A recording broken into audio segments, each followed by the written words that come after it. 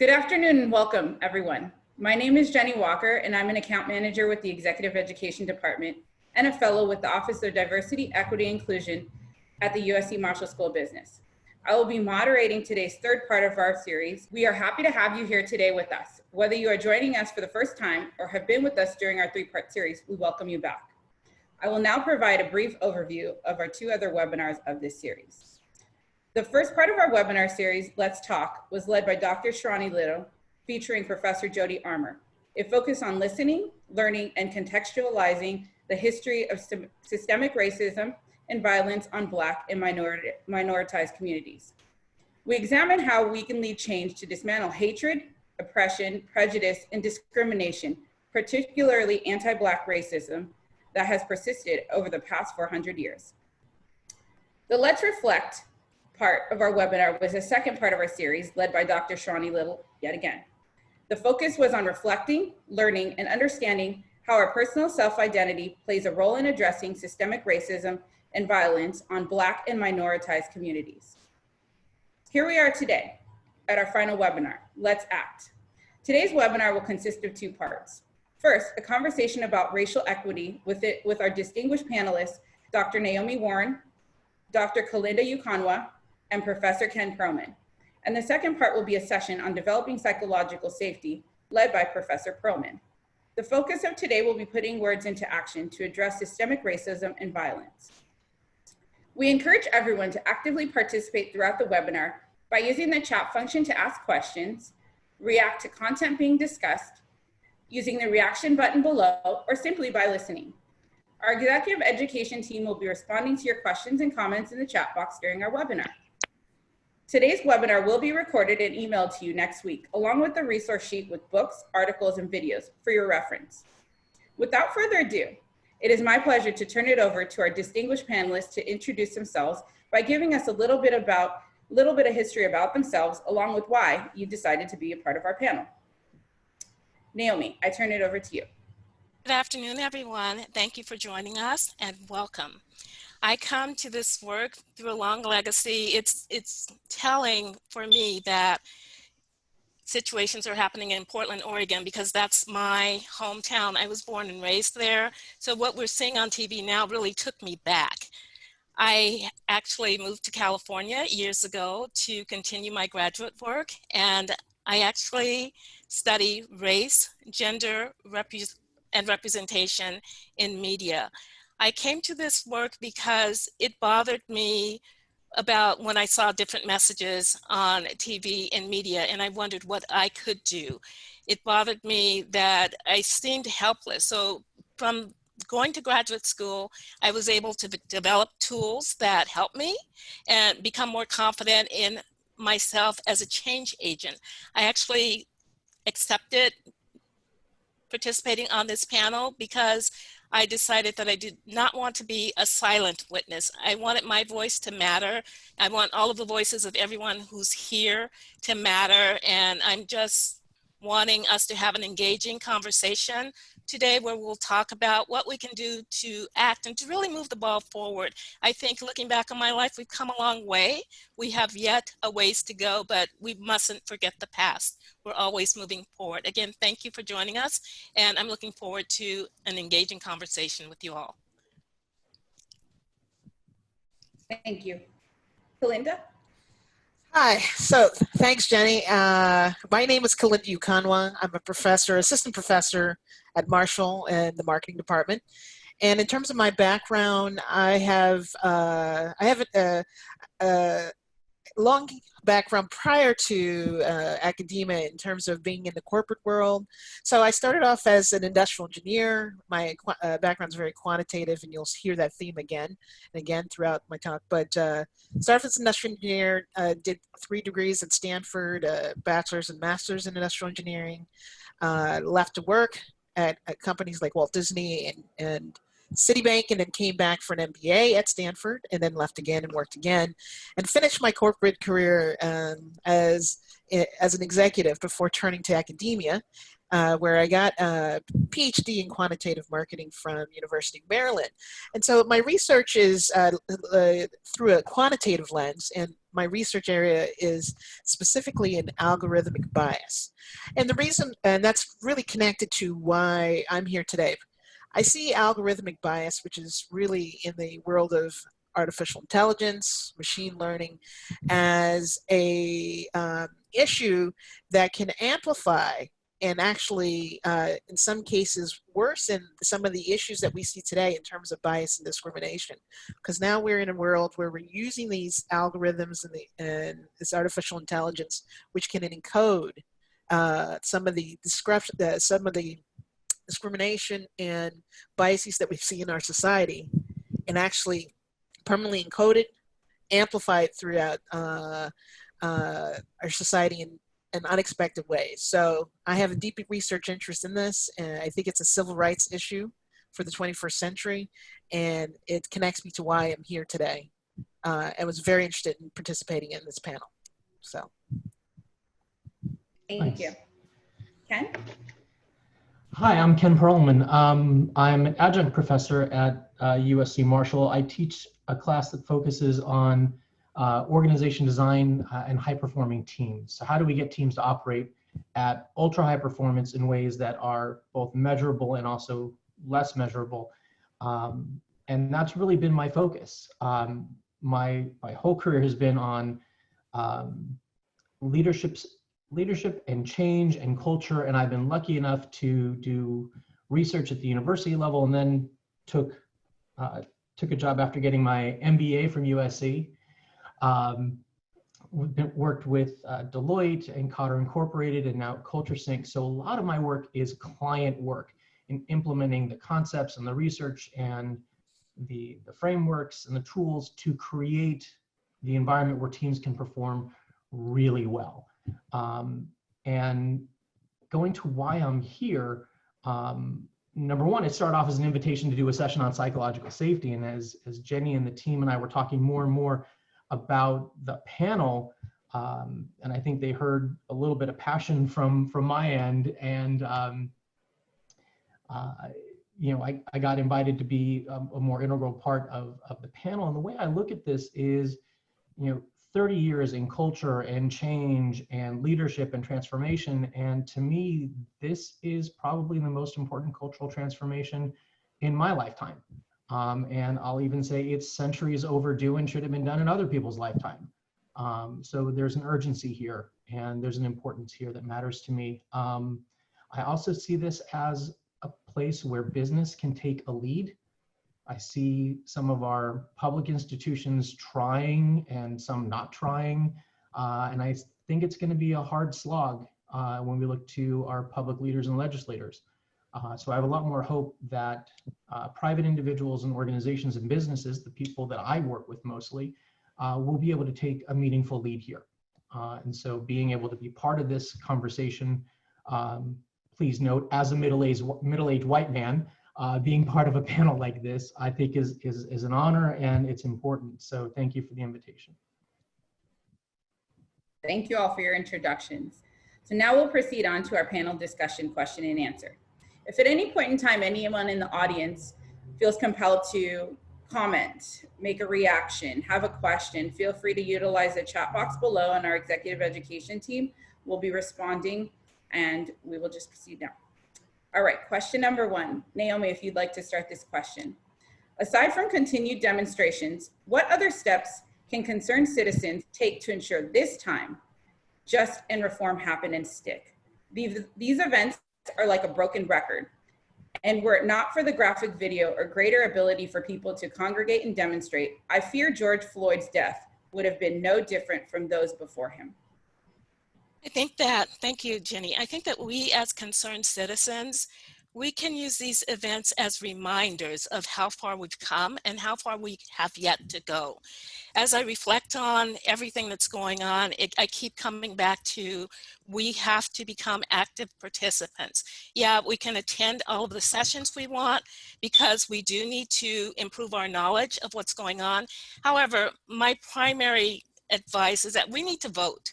I checked for voting participation. It was really high in 2018 midterms. It increased 12% basically from 2014. In California, the turnout for voting in the primary was 37%. That's pretty deplorable. So I think as active citizens, we need to vote. We need to hold ourselves accountable, help others to register to vote, inform people, help people become informed about the process. For example, I've mentioned my background in Portland. One of the things I did when I was growing up is I actually registered people to vote. And as I evolved throughout society, as these different pain points occurred, I registered people to vote, I worked on campaigns, and I actually contact my representatives, my legislators. What I haven't done yet is actually run for office. I think that's something we can do too. We have to have a strategy that addresses multiple fronts. It just can't be, okay, I'm going to do the one thing, but what are we doing individually? What are we doing organizationally? And my primary thing is voting, because if we don't vote, we can't complain and things won't change. And in voting, we need to hold ourselves accountable and hold our elected officials accountable. If they're not doing the things that we want them to do, then we need to vote them out of office. And ultimately, I would sum that up. If you're in a position where you're wondering, well, what's my role here? Ask yourself, what can I do? Because everyone has different means in terms of their ability to act. What should I do? That's going to be whatever's driving you. And then what must I do? The should and the must go together. What must you do? You're going to lose sleep over not following through on what must you do. That's got to compel you. And I hope people take advantage of the opportunity to register. We still have a window wherever you are for registering to vote, and then you need to follow through on that. And when you go to the polls, take someone with you and educate yourself about the issues. That's of utmost importance. I'd like to add something to what Naomi just said, which is I co-sign on that we need to vote.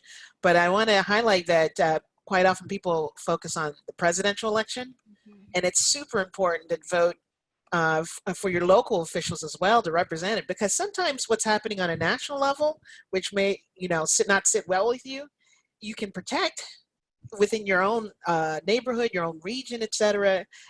There's many examples throughout the country where there might be something happening on a national level in terms of policy, which is different from your local or regional area, because they have set up their own policies, their own laws that are more consistent with the values of the citizens there. So it's just equally important to pay attention to who you're voting for in terms of the Senate, the House of Representatives, not only at the federal level, but at the state level, and who's your mayor, and who are your city council people, and et cetera, et cetera. And I'm just going to follow up on Kalinda.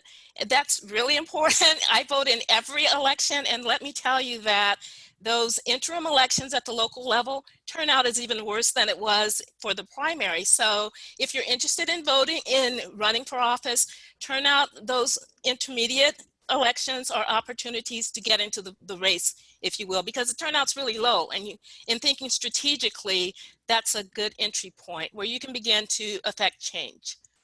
And I'm gonna, I live in Huntington Beach, which is making the news, I'll say it that way. And one thing that we talk about in terms of when you're trying to lead change is you may be right, but they may not care. And the job here is to make sure they care.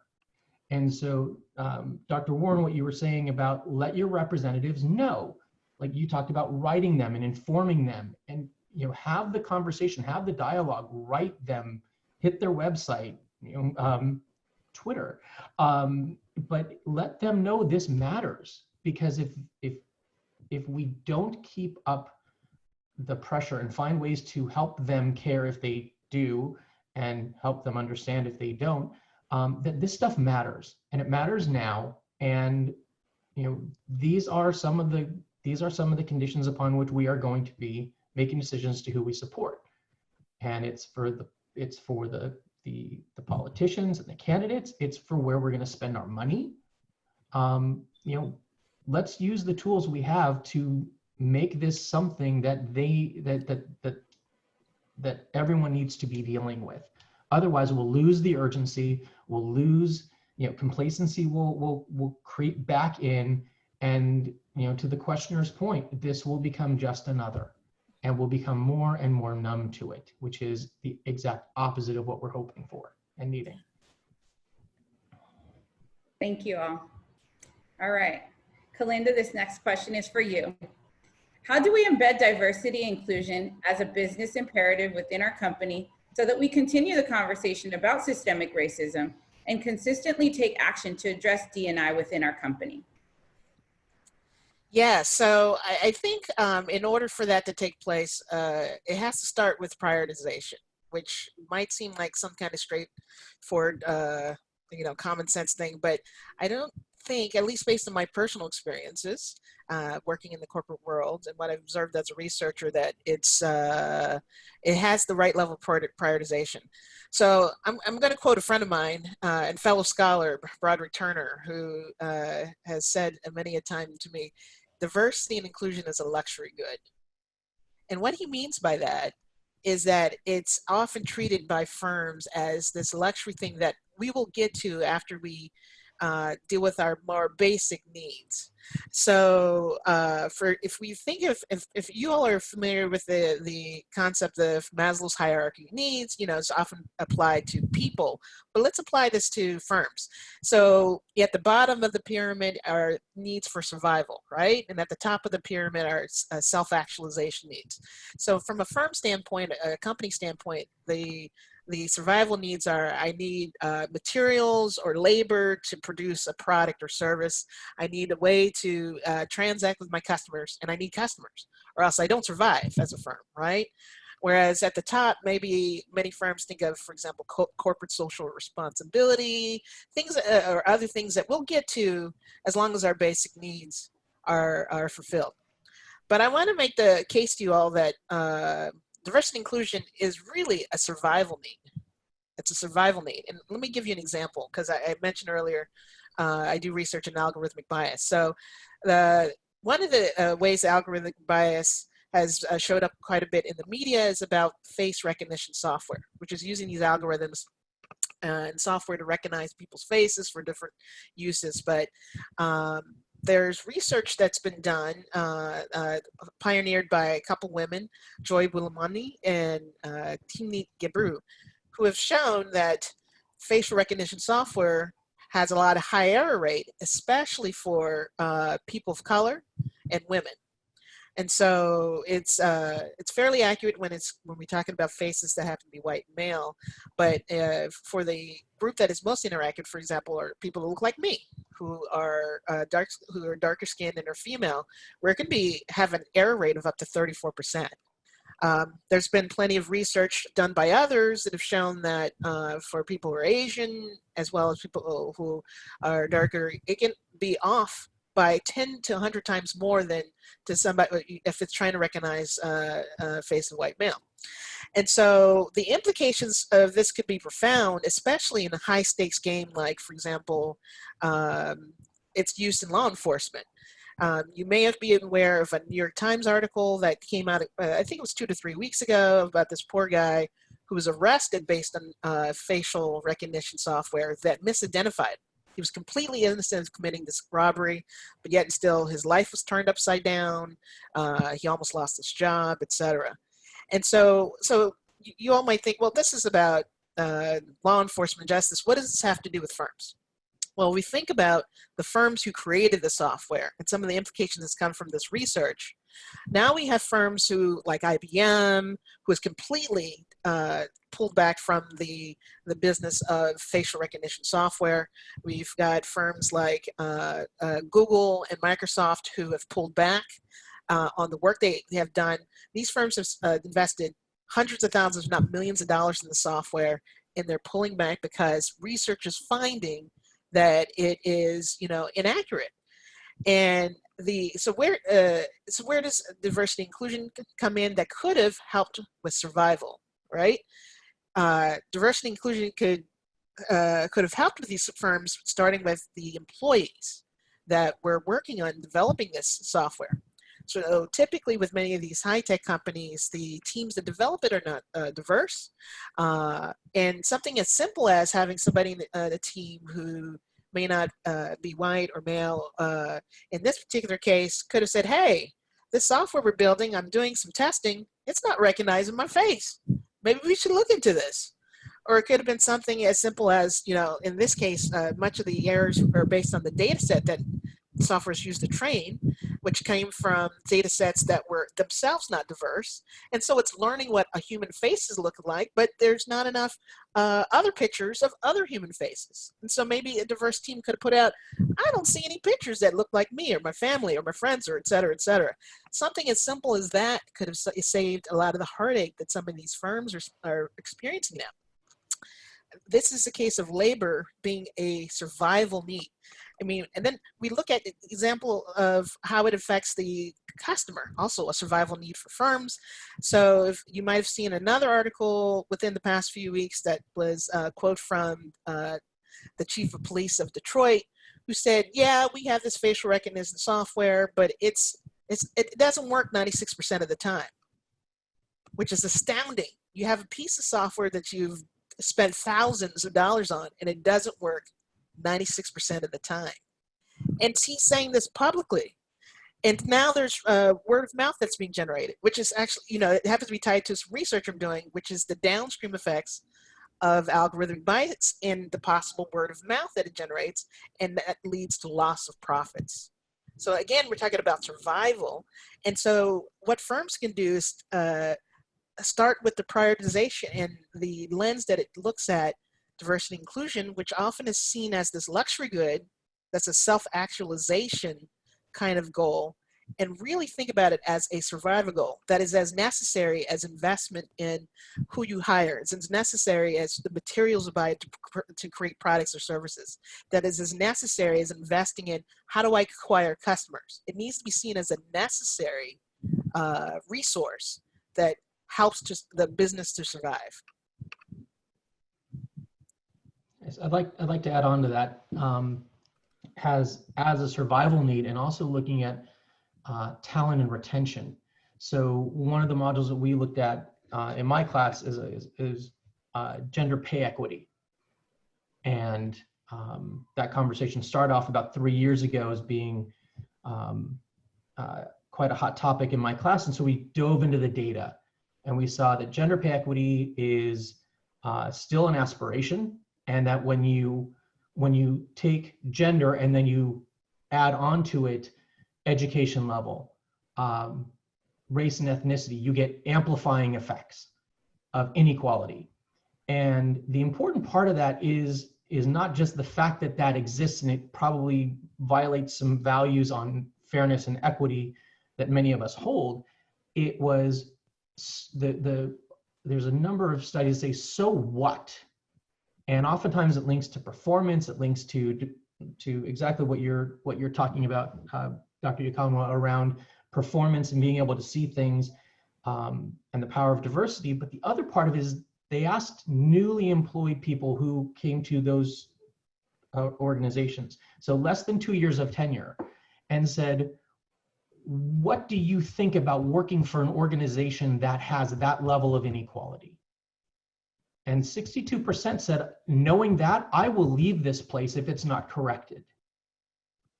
And so what's great about this time in this moment, and as a parent of teenage daughters, they care a lot. The generation that's coming into the workforce now cares a lot, and they are making decisions about where they spend the majority of their time based on the values and the policies and the procedures and the perception they have of that organization as an employer. So it matters now from a talent standpoint, not just from selection, but retention. And even though we're in this sort of economic, interesting time like we were in 2007, 2008, 2009, it's still a talent. There's still a talent retention need in organizations. And so that's another layer or another front that we can be having this conversation to help executives care about this, in that our talent will leave us if we don't address it. Thank you. I'm going to add on to what Ken was saying. I think it's important at the organizational levels that when we see those disparate outcomes, we have to be willing to question them, really, to get the executives to question them and to say no more so that we can begin to resolve them, eliminate them. Perfect, thank you. We have a question from the audience. So I'm gonna go a little bit off script and I'm gonna ask a question that someone submit. And the question is, how can we get individuals to acknowledge implicit bias or racism, that it even exists? Some people say it does not exist, that the problem has been addressed. And I open this up to any of the panelists or even the audience, anyone that would like to unmute themselves and answer this question. This is Dr. Simvington. I would love to contribute, but I want to show deference to the panelists first. Thank you. Hi, Sim.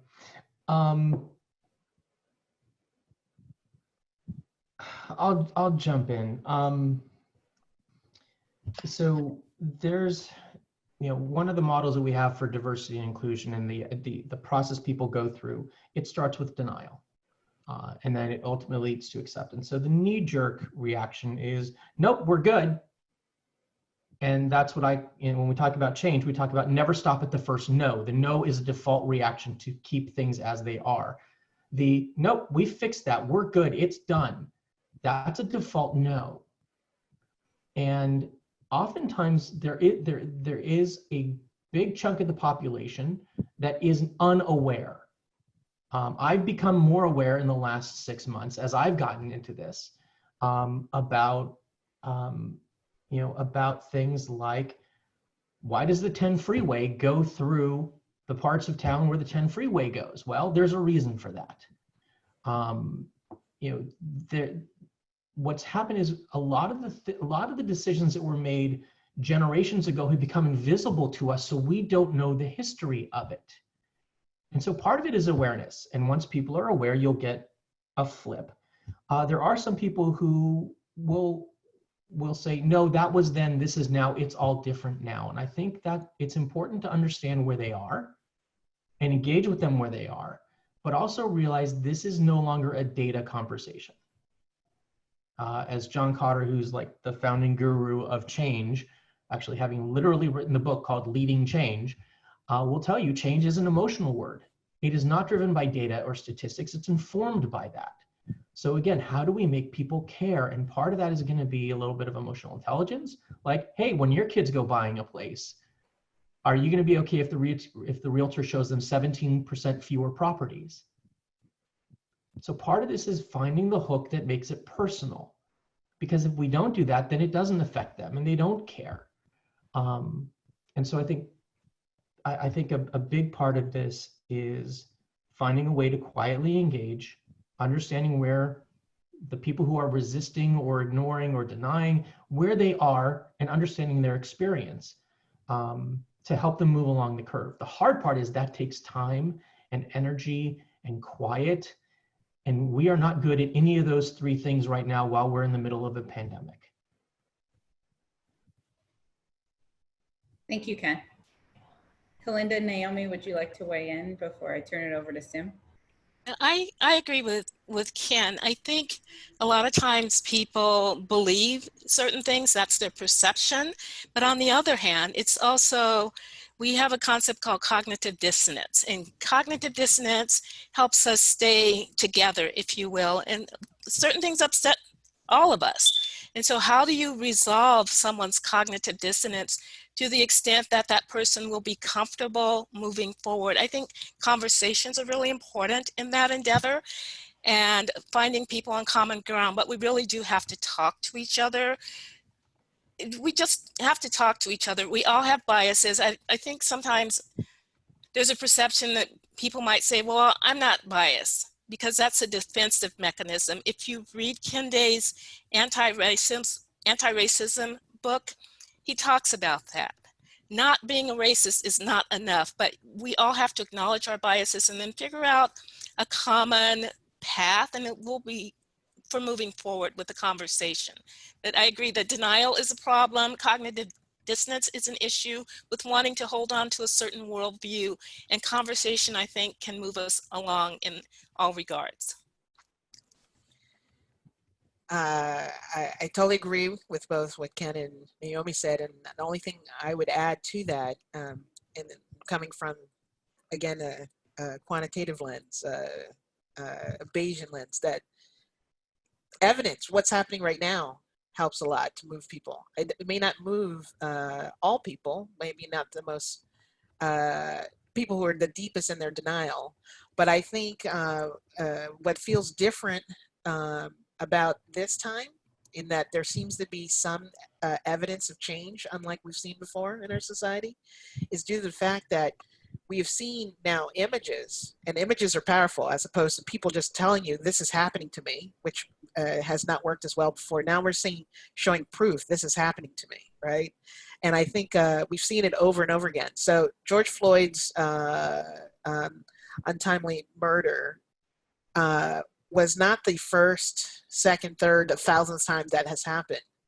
But I think that what's happened is that there's been a cumulative high profile view of stories and video and witnessing that has happened over and over and over again. And sometimes with people, it takes, seeing the message again and again and again and again before they start to say, wow, there is evidence here that maybe there is something here, that there was no racism, but I keep seeing this over and over again. And if you see it with your own eyes, like we saw with the video, that's even more powerful. So I've seen in my own personal life some examples of people who basically felt like, no, it doesn't exist. We had Obama, we're good. Where now they're seeing this evidence and have seen it over and over again. And they're just saying, well, maybe there's something here. Maybe there is some racism or discrimination that I didn't acknowledge before. So I think that has helped to, I think that's one way to also help, to just have it over and over again so that people start to get it. Thank you all for your contribution. Once again, my name is Dr. Simvington. I work for the State University of New York. I'm at Finger Lakes Community College. So just to give this some very quick context, I am 6'5", 300 pounds, former student athlete, African-American. And where I'm at, it's very much so, I work at a predominantly white institution that's saturated in the area by lacrosse. So you can just imagine what that looks like in regards to where I'm at geographically. In regards to individuals who take the liberty of dismissing matters of diversity, equity, and inclusion, or the existence of implicit bias or even explicit bias, one of the things that I like to do is to engage them in a very quick activity, which I'm going to try to do very quickly right now. Once again, being on the East Coast, I ask the audience and just ask people to either, with students, I ask them to stand up and to sit right back down. With people who may be older in age, I may just ask them to raise their hands as high as they can and just put it right down. And when they respond to everything that I put out there, then I also ask them to look around the room to see how other people are responding. I go through a host of things, including I have been to the West Coast, people raise their hands and put them back down. I have been to an opera. I have been to a Broadway play. I like to swim. I like cooking. I like community service. I own a pet. I've been to Disney World, camping. I speak another language. I sew, crochet, knit, cross stitch, etc. After going through that and having people raise their hands and put their hands back down, whatever the category may be, then my next question is anybody upset? And of course, it's the awkward silence, because the mindset is, well, no, why would we be upset about that? And I say, perfect. I just showed diversity of experience in this room, but no one's upset. But when we talk about different aspects of diversity, people get triggered. That's happening for a reason. There goes your implicit bias. It exists. When I show diversity of experience, no one's upset. But when I start talking about different aspects of social identity, such as different races, ethnicities, gender, sexual orientation, you get angry. That's coming from somewhere. Now people are going to push back. Well, this is just who I am. No, it's not. This is who you were created to be. And that comes from 3 places. The first place it comes from is your family of origin. Everyone is told either explicitly, you ain't bringing that person home, or implicitly, you hanging out with them, that's who you dating, who you can hang out with. So your family of origin, you're gonna also get messages from your social circle, your friends. They're gonna dictate, really? That's who you? Really? Right? And then last but not least, we also get messages from the media. In regards to people who are questioning messages from the media, right now it's free on Netflix as well as YouTube. Please look at the 13th documentary. The other thing that I want to very quickly share is that in regards to addressing the concept of bias or privilege, a lot of times, once again, people get triggered. One of the things that I've been able to do most effectively when I excuse me, it's a sinus infection. I promise it's not COVID. One of the things I try to do most effectively when I enter the conversation about privilege is I start with my own, because a lot of times when people hear the word, they automatically get angry. Last but not least, I will share this much. Anytime I have a person who pushes back on the concept of privilege by indicating to me their lack of or their lower socioeconomic status, I politely indicate to them that their perception or definition of privilege is wrong. Privilege does not mean that you didn't have any hardships. Privilege does not mean that you did not come up from a lower socioeconomic status. That is not what we mean by privilege. Privilege is implying there's one, everyone has privilege in certain areas, but there's certain things that you have to think about that I never have to think about. There's certain things that I have to think about that you never have to think about. In regards to the history of this country includes slavery, colonization, Jim Crow laws. It was a law in regards to what water fountain I can drink from. How are we denying this? Last but not least, and then I will get off my soapbox, because I really love this conversation, is the fact that when people say, well, that's history, why we got to talk about it now? In regards to people, as Ken, you brought this up, which I think is great, living out in Huntington Beach. In regards to people who may live in areas that may not be as diverse or homogenous, one of the things that I've been able to use to get buy-in is, the bottom line is, all of you like your safety. It's only a matter of time. It's not if, but when. And we don't want this here. So if we don't want this here, don't turn a blind eye to injustice. And I can start quoting Martin Luther King, right? Injustice anywhere is a threat to justice everywhere, right? But don't turn a blind eye to injustice, but actually teach your children the real history of this country, and then start having real dialogue. I think that at times, excuse me, when people enter these conversations, they enter combatively. And that is automatically going to be counterproductive. From my background psychology, so from a psychological perspective, for so many people, the reason that they continue to carry wounds is because the perpetrator will never acknowledge the infraction. The perpetrator will never, they're fully aware of what happened. They know what they did, right? To add insult to injury, you're expected to go to the funeral of the uncle who did something he didn't have no business, right? So whether this is within a family or in larger societal context, what people have to understand, when you dismiss the real history of this country that led to capitalism and built the infrastructure, that dismissing opens up a wound that unfortunately plays itself out in 3 areas systematically. 1 being housing, 2 being education, another one being law enforcement, another one I'll give a 4th one, which being the medical system. So having these real conversations and the way you approach it is crucial. I highly encourage taking high impact teams with Dr. Perelman, Professor Perelman. It was a great course. So I just wanted to give a shout out and just wanted to contribute. Thank you, Sim. That was, I don't even know what to say, amazing, wonderful. And you have several people who want to be your friend, including myself, in the chat. So, I mean, you want to take a minute to look at the chat. It was just, yeah, thank you for your contributions. That was amazing. And that was not scripted, folks. That was just, that was just conversation. And it's a great segue into our final and last question of this panel. We'll go to Ken. What are the top 5 things white people can do to initiate change? I volunteered to take this one. So I do aspire to get as many comments in the chat as Sim did. So, thanks for setting a high goal there, Sim. So I've been giving this a lot of thought, and I've done some writing on the systemic, the cultural, the societal level. So I'm going to go decidedly personal on this, on the individual level. And Sim, you're going to hear some things that you just mentioned.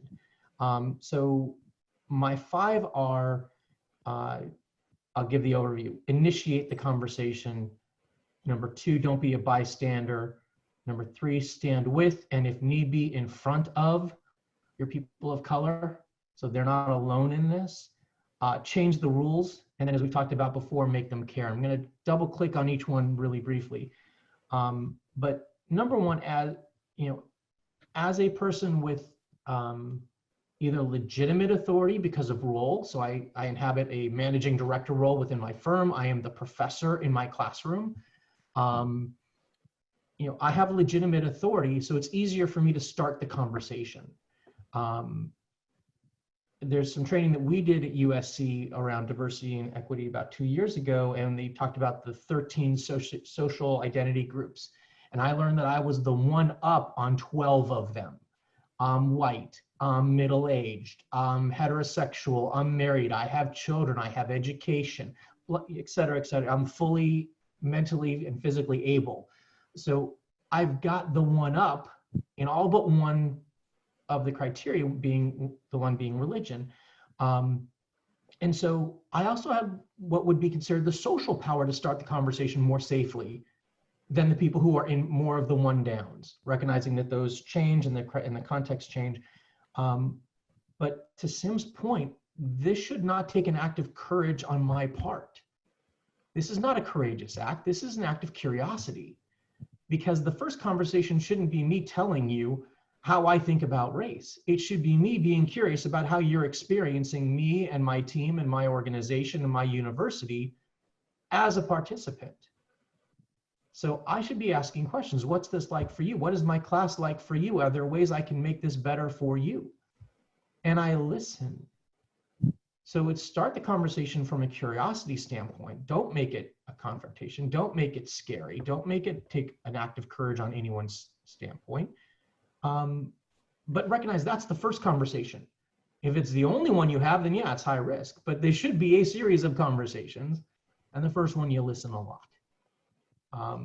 So that's number 1, initiate the conversation. If we take that responsibility on us, that lifts a burden from others. Number 2, don't be a bystander. There's a lot of research about the bystander effect where people, like the research is they put someone on, out in front of a public area, and they are writhing in pain asking for help, and no one helps them. And how they're dressed matters, and what the color of their skin is matters. I mean, all this matters. But what happens is once the first person engages with the person who's asking for help, saying, how can I help you? Are you okay? Suddenly a group of people come in and offer help. So if you see something where race is entering into this, where inequity is entering into this, don't be the bystander, be the one who stands in and goes, hey, can I help you? Hey, I noticed it's going on. What was your experience? And what you'll notice is 2, 3, 4, 5 other people will join you. It's when the other person's sitting there alone asking for help and not getting it that we double down on the silence. So don't be a bystander. Stand with the people who are affected. Like, I was in a conference room once, and it was not a very diverse conference room, and somebody made an off-color joke, and everyone looked over to the same person and go, how are they going to react to this? It's like, oh. So don't, take up the fight, raise your voice so that they're not alone. Make this so it's, if it's one person, that's one thing. If it's 2 people, you've doubled the chance. If it's 4 people, you've doubled that chance. If it's 8 people, you've doubled that chance. That's how movements get started. A very important thing about change is I always say, if you want big change, change the rules. The rules are the policies, the procedures, the protocols. The rules, if we're talking about police reform, it's not only the guidelines, it's not only the punishments, it's the protections. It's the consequences. If you want to change how we recruit people, look at the criteria by which you recruit them. So look at the rules, look at the infrastructure that guides our behavior, and start challenging that to be better. And the last part is, make this something that people care about. It's not cancel culture. It's I'm putting my money where my values are. I don't shop at one hardware store. I shop at another. I bought more Ben & Jerry's ice cream in the last 2 months than I have in the last 5 years. We are putting our money where we want to recognize and reward the good actors, and where we want to make sure that the bad actors are not getting any more resources from me. And if enough people do that, then they have to notice. And so I think those are my things as to what I can do at an individual level to make it a better environment for people around me. And hopefully we have a multiplier effect. And I would love to hear from my colleagues and the participants, like what else? What am I missing? I don't know if you're missing anything. Again, I thought that was wonderful what you said, and I just wanted to reiterate something you said at the end and amplify it, which is that I think sometimes people feel like, oh, this is such a big thing that only leaders at the top of our society can solve this, as opposed to something that they can do, which is, starting. I'm going to use I know Michael Jackson is controversial, but I'm going to use his song, Man in the Mirror. Make that change, starting with the person that you're looking at. I mean, I'm a big believer in social change through a multiplier effect, which is, you start with yourself, and then you start with the person around you. And if everybody's doing that, or even a large percentage is doing that, that can create dramatic change. There's actually lots of research in social network analysis shows, even if 10%, 3% of people make a change, that could be a tipping point in an entire society. So it's effective to start with yourself and examining within, what are you doing that can be changed, and what are the people around you doing that can be changed, and holding yourself and others accountable. The other thing I just wanted to make a quick comment on was, we were talking about this yesterday. This was something, in fact, in the conversation Jenny brought up, which is that I think there's some perception sometimes that this is only something that only blacks and whites can deal with. And if I'm not black, if I'm not white, it's not my problem. I'm going to opt out. And I think it's important for all of us to remember that everybody needs to participate in this, or it's not going to work. So that's my 2 cents. I'll just add that we should commit ourselves to this adage: doing nothing is not an option. And so, as Ken was saying, we must not be bystanders. Be willing to speak up, and then be willing to hold yourself and others accountable. Thank you. Thank you. So Tim, I see Ron McCurdy, my good friend from the Thornton School of Music, has his hand raised. I'd love to hear what he has to say. Hello, everybody. In fact, I'm happy to be here. In fact, Ken sent me the invitation a couple of days ago, and I'm in the Thornton School of Music. In fact, Ken and I happen to be writing a book on jazz and leadership. But I was thinking one of the best quotes that I've heard in a while was by Benjamin Franklin. And the quote is, "Justice will not be served until those unaffected are just as outraged as those who are." And I was watching Barack Obama eulogize John Lewis this morning. It was so wonderful to see a president speak in complete sentences where the subjects and verbs all agreed. It was an amazing experience, one that we have all missed for quite some time. But Barack Obama said this morning how he was talking about John Lewis's fight for freedom and the Voting Rights Act and all the things that he stood for. But he also said that our white brothers and sisters, that was sort of our Emmett Till moment, if you will. And someone mentioned the idea of seeing George Floyd being murdered and crying for his mother and crying, asking the police to get off of his neck, "I can't breathe." We saw that. And those who were around in 1955 saw the image of Emmett Till lying in his coffin because his mother insisted on having that open casket funeral. That was our moment. So our white brothers and sisters can no longer, according to Barack Obama, and I totally agree, can no longer enjoy their freedoms while witnessing the subjugation of their African-American brothers and sisters. I think that image was a bridge too far for those who had not been actively engaged, said enough. So we're seeing on a global scale, people of all ethnic backgrounds, different generations, different religious, sexual orientations, all stepping up and saying, this is too far. So I think, as John Lewis would say, when you see something, you gotta say something.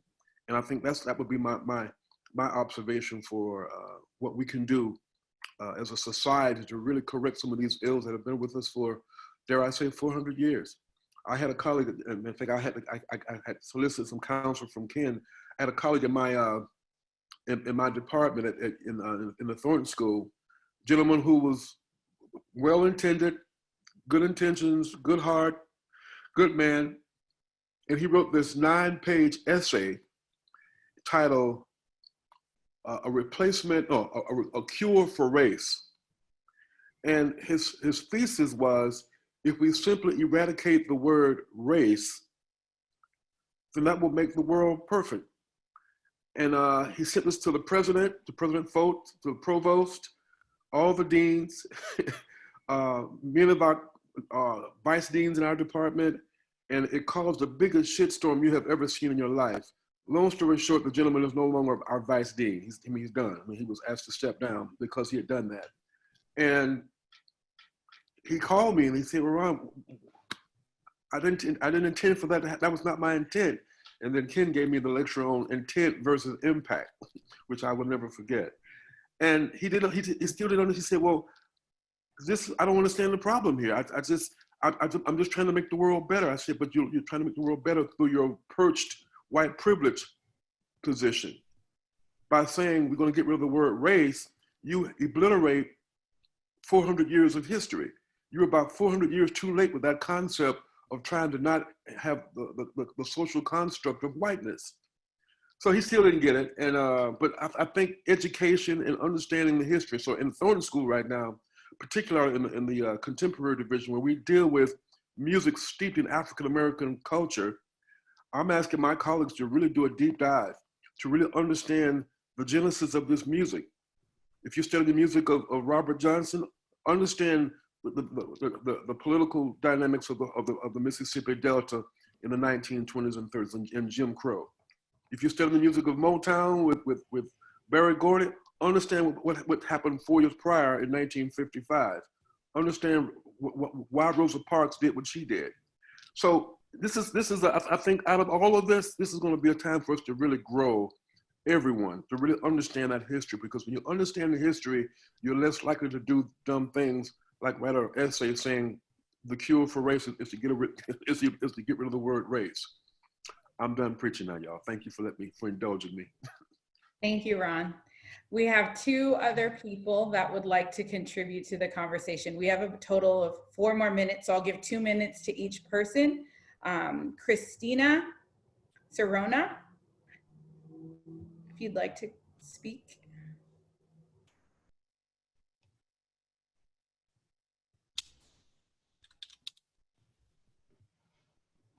Hi, Christina. Can you hear us? Can you hear us? No? Yes? No, you don't want to speak? Okay. All right. I will turn it over to Dijon Anderson, who'd like to speak. Hey there, everyone. And I'm going to do my best to make this as brief as possible. And so I want to thank all the panelists for coming out. And then I'd also like to touch on a bit of what Kenneth and what Ron just said. And so I think that Ron actually hit it, directly on the head, is that we do need to, understand this struggle, especially from a historical point of view, right?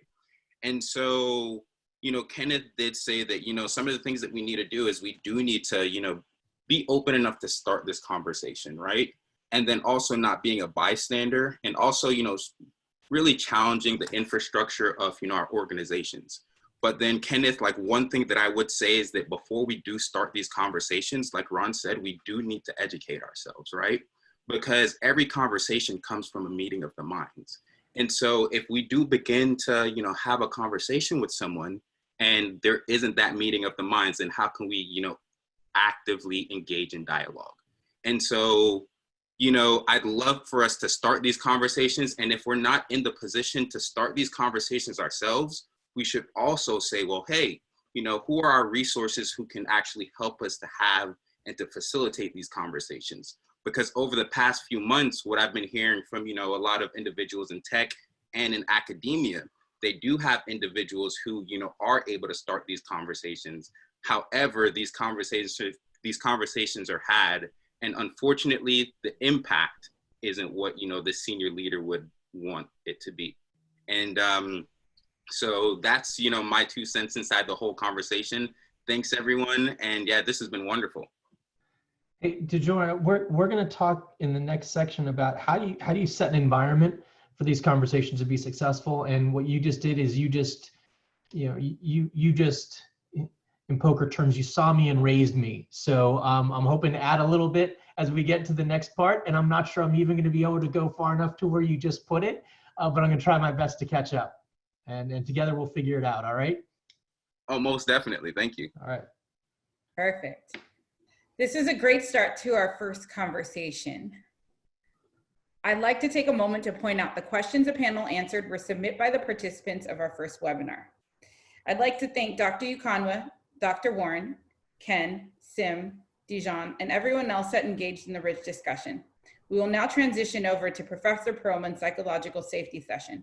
Once again, I'd like to thank Dr. Yukonwa for her time today, as she has to leave.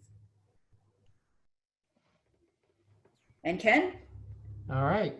You're up. And I just wanted to say thank you for inviting me for this panel. I was on mute and didn't realize it, but it's been a real pleasure and honor to be here. Thank you. Thank you, Dr. Yukonwa. It was awesome. Thank you. Thank you so much. Okay, so we're going to transition. I'm going to do a little bit of screen sharing so you can see some slides. We're going to go pretty quickly through this. So if you're looking at something and you don't like what you see on the slide, don't worry, in about a minute it'll be gone. So we're going to go pretty quickly. And what we're going to do is we're going to talk about psychological safety a little bit conceptually, but I want to actually get you guys to feel a little bit of security and a little bit of insecurity, just to get a sense of what that's like. And then we're going to go into why it's so important, and then how do we create it to have the kind of conversations we want to have, particularly at work and also at home, because the tactics are similar, but they're going to be different.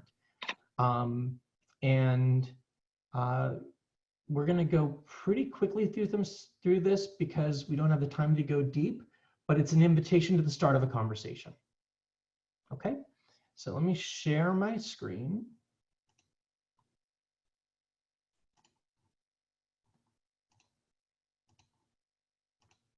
All right, can everybody see the slides? It says, okay, good, I got the thumbs up. Okay, terrific. All right, there you go, pretty title slide. All right, I want to set some ground rules for this part of the conversation as opposed to the last part of the conversation with the panel. And there's 3 that are really important. Number 1 is be respectful. We're going to talk about some things that may be uncomfortable, may be different. It may be something that you listen to and hear go, nope, and it doesn't hit your filter. And I want to reframe respectful. The reason that re and respect are underlined is the word respectful doesn't mean be polite and listen and just not interrupt. It means again, spect, look.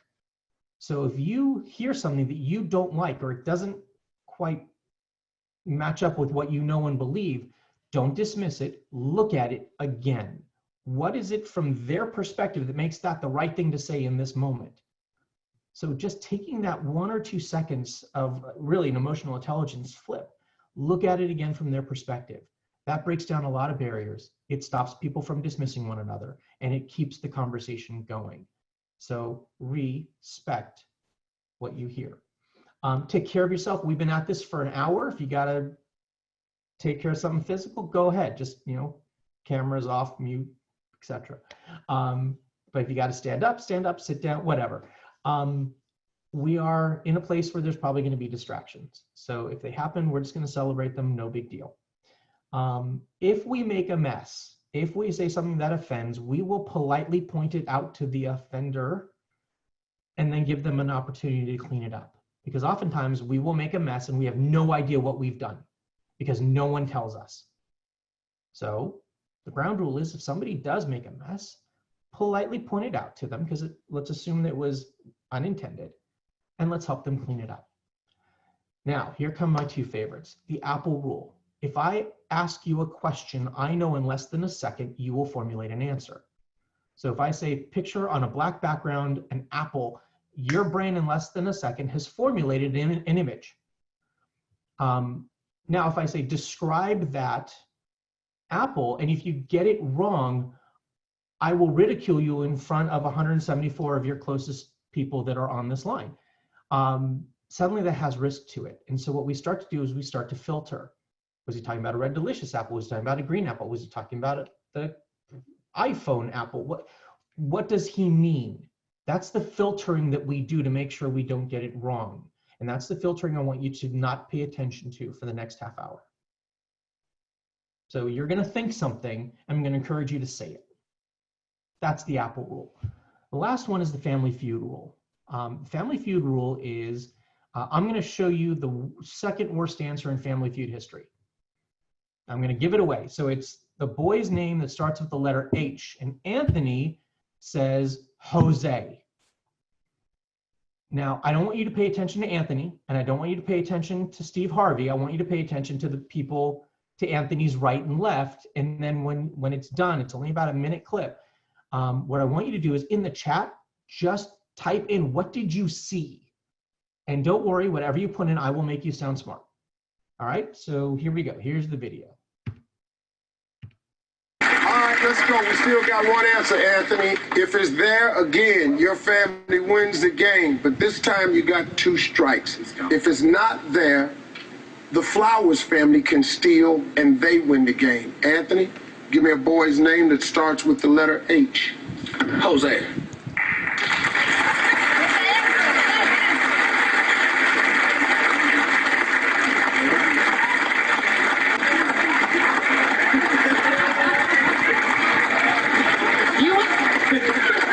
Jose and Herman. Jose with an H. All right, what'd you see?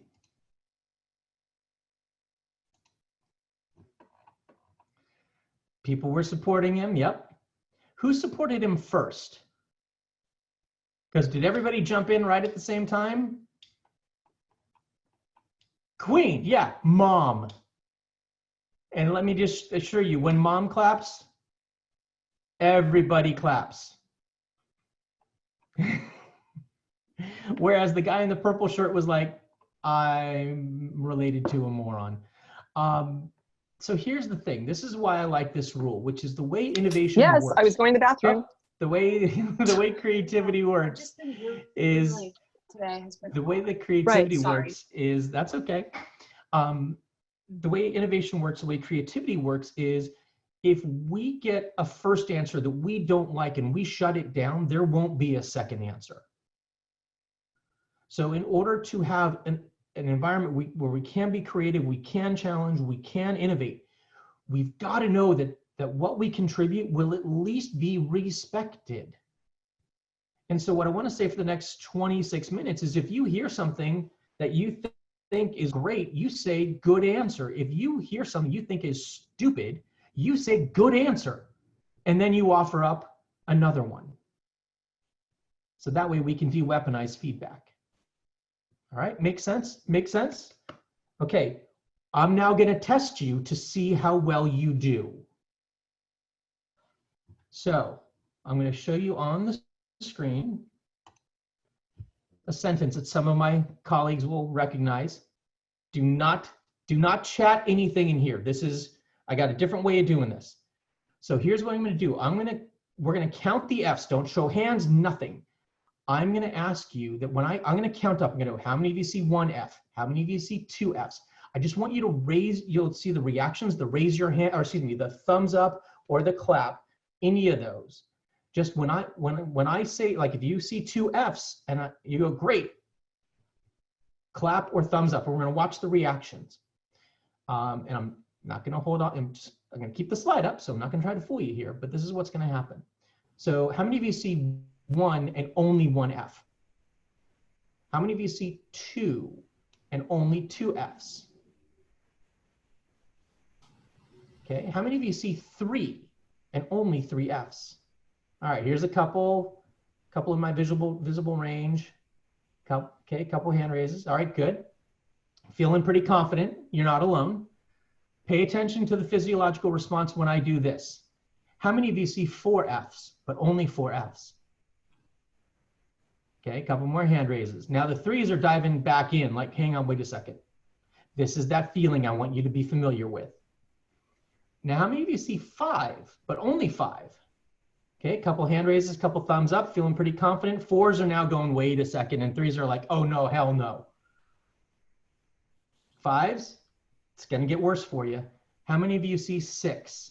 Raise your hand or give a thumbs up. Okay, great, great, great. All right, now 5s are like, hang on, what the heck? All right, 6s, pay attention. How many of you see 7? Okay, good, because there aren't 7. All right, now I'm going to fast forward this because of time. The 6 Fs, many of you see finished and files and scientific, but we missed the ofs. There are 3 ofs. Yep, I see it on the screen. Oh, here's the lesson here, especially as it relates not just to psychological safety, but to our biases and our prejudices. What happened here is someone decades ago decided you were going to learn how to read using phonics or whole language. So that you have learned to skip of as a sight word, because it doesn't change the direction or the meaning of a sentence. So that's an efficiency play. The other thing is your brain processes it as OV, of, in phonics. So what we've done is we've blinded you to something that was right in front of you because of how you were trained. This is how we learn bias, and it's invisible to us and we don't even know it. And here's the thing, we're not even responsible for it. It's not a sign of intelligence or whether you were paying attention or whether you were distracted or whether you were stupid or what, nothing. It was you were trained over decades, a technique that was useful for you in 99% of the scenarios. And little did your first grade teacher know there was going to be some guy who's going to embarrass you X number of years later playing a game of finished files. So this is how I want you to encounter people who do not know that they have a bias activated. It's just invisible to them. It's been practiced and rehearsed, and it wasn't even their decision that they had any agency in creating that led them to the belief structure, to the actions, to the conclusions that they can see or cannot see.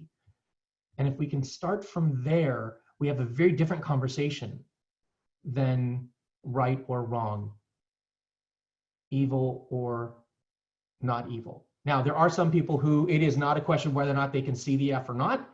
It is a totally different conversation. But I think a lot of people we will find is this is just something they've learned and they don't know it.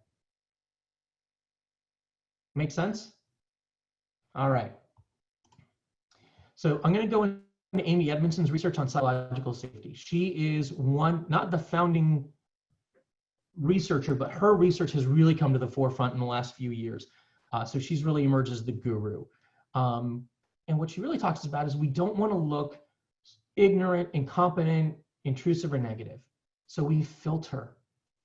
We don't speak up. We omit information, which means the people who are filtering information from have incomplete information for them to be making decisions. So they're going to make decisions based on incomplete information, which rarely goes well. So this is what we're fighting against. We're trying to create an environment where people don't filter. Apple rule, Family Feud rule, respect. We're trying to create an environment. This adds a little bit of credibility to the model, which is Google did a lot of research with their HR and data analytics capabilities, and they were trying to find their superstars. And what they learned was the who didn't matter. What it was how the team operated that created the highest performing teams at Google. And there were 5 factors that really mattered. Was the work impactful? Was it meaningful? Did they understand who was doing what? And did they trust them to do it? but far and away was it an environment where people could take risks, be vulnerable, say, I don't know, ask for help, to go have conversations, to work outside of a silo. It's the environment that made the difference in the team performance. And I don't want you to think that psychological safety is this warm hug, rainbows and unicorns thing. The very highest performing teams on the planet rely on safety within the team. I showed the Blue Angels here because I happen to know a couple of them and had a chance to talk with them, and they talk about their after flight reviews. So they will do a performance for 30 minutes that they have spent days preparing for. And then they will spend between 2 and 5 hours debriefing the flight, where anyone can comment about anything, so long as it is designed to make the performance better. So you have ground crew talking about flight spacing. You have pilots talking about fueling. You have anyone who can make a comment about anything, and the reaction is, I'm glad you said that. Let's see how we have to attend to it. Did other people have that experience? It is an absolutely safe environment. Navy SEALs do this. Marine Raiders do this. LAPD SWAT teams do this. I realize that's more controversial now, but they do these after action reviews to process what's just happened. And there's absolute safety and confidence in the team. So this is not warm hugs and make everybody feel like they're in a safe place. It's create the safety, create the flow of information. You'll make better decisions. You'll have better production. Period. Okay. So whose job is it to set the environment? I'm going to show you a quick video by Simon Sinek. I think it's a good answer. I'll tell you one quick story. It's a true story that captures it just so perfectly. I was staying at the Four Seasons in Las Vegas, which is a wonderful hotel. And the service there is really great. The reason it's such a great hotel is because of the people who work there. And I had an experience with a young man by the name of Noah. And Noah is a barista in the coffee shop that they have just there in the lobby. And I was buying a cup of coffee, and Noah was charming and funny and engaging. And I think I gave 100% tip. I think my $5 coffee, I think I gave a $5 tip. Wow. I mean, this guy was great. I loved talking to him. He was a joy. And I asked him, do you like your job? He said to me, I love my job, without skipping a beat. Wow. And I asked, what is it that the Four Seasons is doing that you love your job so much? He says, without skipping a beat, he says, throughout the day, managers will walk past and ask how I'm doing and if there's anything that I need. He said, not just my manager, any manager. Wow. He says, I feel supported here. He says, quote, I can be myself, right? Then, magic. And then he says to me, I also work at Caesar's Palace. And there, the managers go around to make sure that we're doing everything right and catch us if we do something wrong. He says, when I go to work at Caesar's Palace, I keep my head just under the radar because I don't want to get in trouble. He says, I just want to get through the day and make a paycheck. Right? Wow. Same person. Right. The experience that I have at the Four Seasons will be diametrically opposite to the experience that I have at Caesar's Palace, not because of Noah, but because of Noah's leadership. Right. And the joke is, if I were to go talk to the managers over at Caesar's Palace and say, you know it's you, they'll say, but you don't understand, we cannot get good work out of our people. Look, no matter how hard we try and how hard we push them, they just don't, so we either have to replace them or push them harder. No. We respond to the environments we're in. Get the environment right, you get the right behavior. Get the environment wrong, you get the wrong behavior. If that is what is happening, it is because of leadership, not because of the people. Pretty good, huh? So I'm actually I want to double down on this, which is I want to redefine who we believe are the leaders, because implicit in that, and I believe it's very true, leadership sets the conditions for culture to exist. I also believe that there is an invitation, particularly in this moment on this topic, for leaders to not just be people with a legitimate authority. Leaders are people who make things happen that wasn't going to happen on its own. If it was going to happen on its own, it doesn't take leadership, it takes management. You don't need to do anything, just serve popcorn. It's going to happen.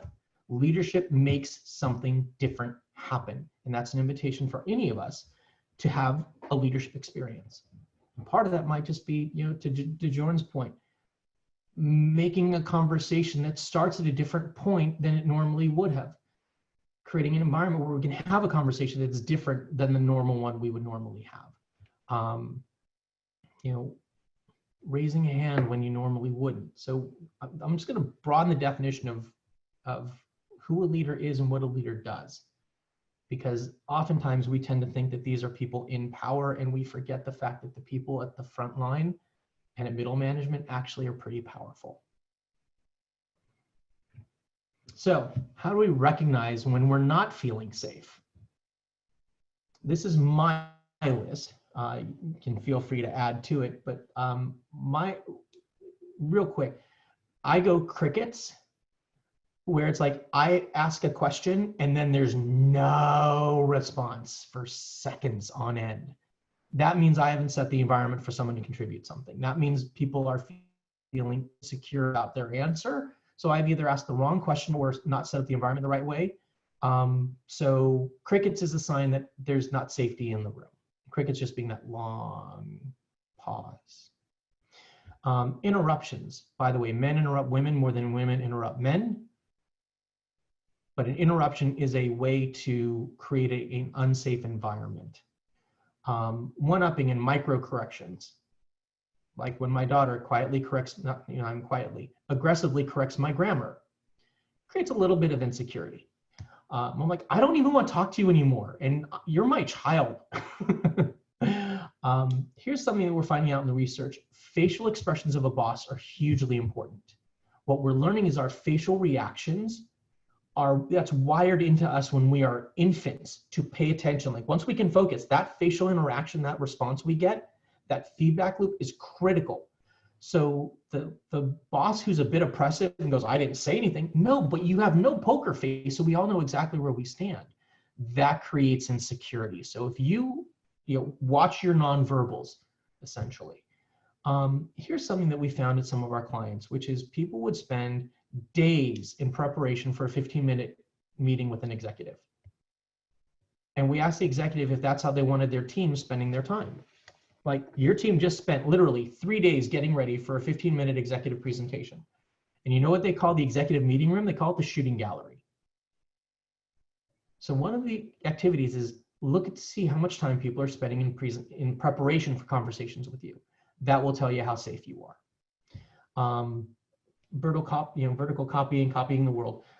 Jokes and put downs are a way to understand how safe an environment is. Because in the West, we think joking, that's a thing of closeness. Like, no. Asking Anthony if he's going to invite Jose to every picnic the family holds, that's not creating a safe environment for Anthony. That's reminding him of his failure on national television. So watch the jokes. If the jokes are in support of, that's great. If they're put downs, you're introducing insecurity into an environment. Make sense? Okay. So I'm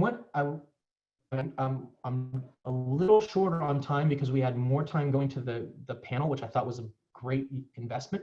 But I'd like for you guys to use the chat to really answer question 1, which is think about a time that you entered into a conversation. You were with someone personally, professionally, whatever, but you felt absolutely safe in that moment to have that conversation.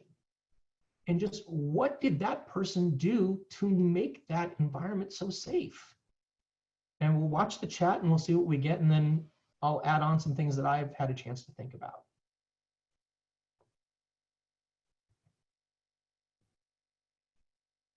All right, demonstrate leading with vulnerability. That absolutely, it's like, I don't know how this is gonna go. This is gonna be new for me. Hey, I'm gonna ask you something and I'm gonna be a little uncomfortable in this. Would you mind being my partner in that? Listening carefully and repeat what I said. Yes, people need to be heard. And if you can repeat back, not even repeat, paraphrase back what they said to them, they'll know you're listening. Hugely important. Oh, James, breaking down to a smaller group. Absolutely, and I let this go unsaid. These conversations that we're talking about, I do not think are big group conversations, especially your first ones. The first one should be small, intimate, one-on-one, maybe 2-on-1, maybe 3-on-1. But keep the group small. That lowers the risk for everybody. We see this in our group dynamics when we're doing breakouts in large groups. I had a group yesterday, had them in a breakout of 6 and fewer, and you could not get them to shut up. You get them into the group of 36 people and it was crickets. And it's like, oh, okay. So there's a magic number of about 10 or 12 where the group becomes more dominant than the individuals. And so keeping this group and the conversation small makes it safer. That's fantastic. Ron, starting with, I don't have all the answers. It's a great way to start. These are great. Giving permission in the conversation. I use the expression permission and protection. I give you permission to tell me there is spinach in my teeth, and I will always thank you for doing that. Permission and protection. I will always have your back if you do that for me. Permissions and protection. So these are fantastic. Let me go ahead and show you what I came up with in terms of at work. And number one, this is recognize the challenge of now. We are, Black Lives Matter would be the lead story in most other times. Well, we've got a global pandemic going on, and we're working from home, and unemployment, and. So you got to recognize that people have diminished capacity right now. So just recognize the context we're operating in. People are a little more raw, a little more tired, a little, it's going to be easier to set them off. Triggered, I guess is the word I should be using. But recognize we need to be a little more sensitive about this in this moment than we would have had to have been a year ago. So just recognize now is a different context. Start with positive intent. Even start with, I love this company. I love where I work and I want us to be better. I want us to get the best talent available to us as we're recruiting. And I think this is something that matters to my friends and my colleagues and the people I talk to. This is an important place for us to get better. Carol, it's a positive intent, not like, you all suck at this for the last 40 years and it's about time someone told you. Totally different intent. It's, I want to do this because I want us to be even better than we are. It's a great way to start. Pat Lencioni wrote a book called The Ideal Team Member. Hungry, humble, and emotionally intelligent. Humility, vulnerability is a big part of this. You guys all mentioned it. Be deliberate about the environment. We used to say set the room up. Now it's set the Zoom up. Don't have this at the kitchen table with a bunch of stuff going on around you. Create a quiet space to have the conversation. Permissions and protections. Lead with questions. Don't start telling people what they need to understand about you. Ask what they understand about you. Ask what their experience is. Ask, and that will give you the data you need to know what you need to talk about and what you don't need to talk about. Level 2 listening. This one is where we listen. We tend to listen for the content, like the notes. We do an activity. We do icebreakers like, what was your first car and what did you love about it? And people go, oh, 1984 Buick, whatever. And then you say, what did you love about it? And they'll tell you stories about their grandfather who gave it to them, or the fact they paid for it with their own money, or the freedom they had going wherever they wanted. That's the stuff that matters. So when you're asking questions, ask them why questions. Ask them, what did it mean? And don't just pay attention to the 1982 Buick, whatever. Pay attention to what is the answer you're getting, because that will tell you what matters to them. So that's level 2 listening. And then commit to small, simple actions that you can do in the next 24, 48 hours. We call them minimum viable steps. Little things that we can demonstrate we're doing something. It doesn't have to be huge. It just needs to be a start. And the last part is rinse and repeat. We are trying to undo 400 years of systemic, organizational, contextual, and cultural racism. It is not going to be solved in a meeting. So rinse and repeat, small things every day. Some big things, but mostly some small things every day. And it's going to take some work. Make sense? Okay. If there's other things that I'm not covering and you've got it, put it in the chat. We'd love to make this part of the transcript. Now, switching over in the last couple minutes, the home edition, which is slightly different, but often related. Number one, recognize these are challenging times. These are complex issues. These are people you have relationships with. It's different at home than at work. And it's very different now. Like, it used to be really safe to have a conversation at home, but you couldn't have it at work. Now, some people, that's flipped. start with I love you. I got this technique from a TV show, and I started using with my mom when she needed to get direct feedback from her younger son. Mom, I love you.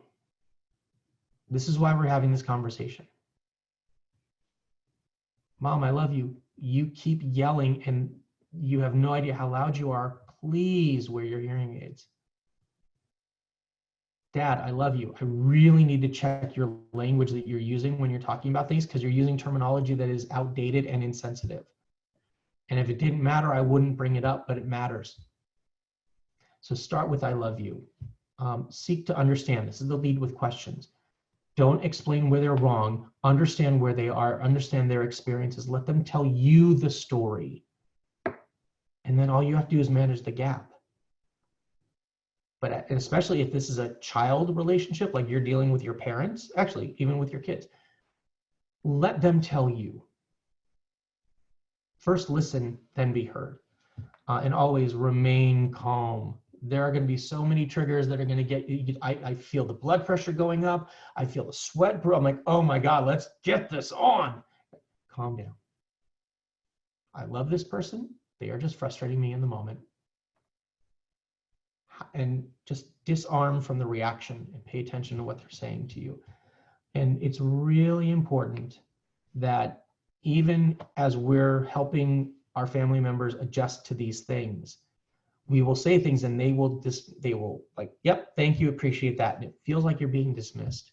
One thing I know as a child, and more importantly as a parent, is I hear my kids. The coaching they get to me, I may not agree with it, but I hear it. So just know, as we're trying to influence those family members around us, just know they hear us.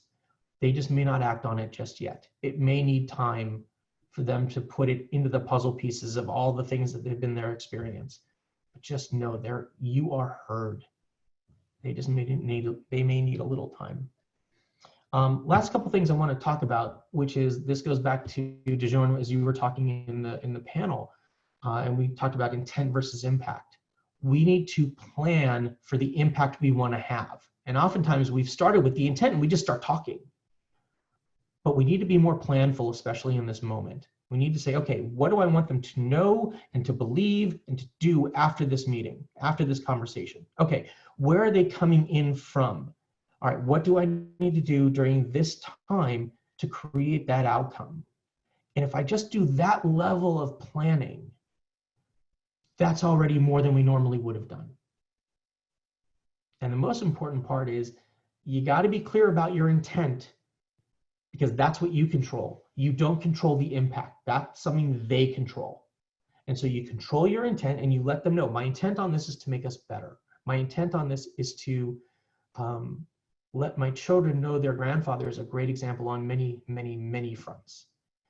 Now the impact might be that I say something to offend, and you just got to let me know. You got to let me know what the impact is. And if it's not what I want, not what I intend, then we'll clean that up.